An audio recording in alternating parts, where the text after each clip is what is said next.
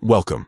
If you're looking to take control of your Instagram feed and filter out posts you've marked as not interested, but only within a specific date range, you're in the right place.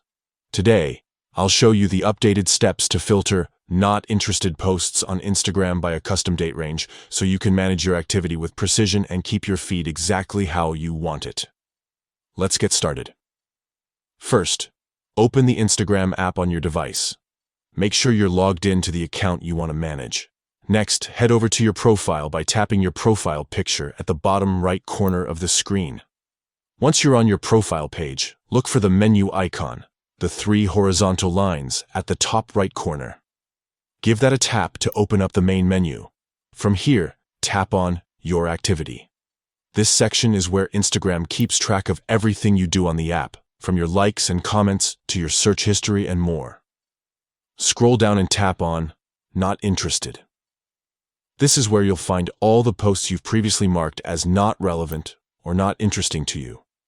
Now, to filter these posts by a specific time period, tap on the Filter by Date option at the top of the screen. You'll see a few different filtering options, but for a custom range, select Date Range. A calendar will pop up. First, choose your start date, the day you want your filter to begin. Then, select the end date, the last day you want included in your filter.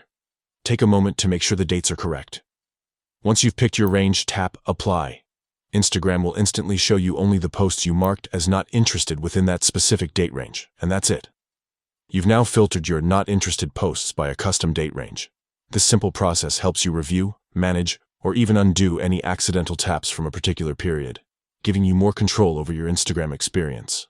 If you found this guide helpful, don't forget to like and subscribe for more tips on mastering Instagram's latest features. Thanks for watching, and see you next time.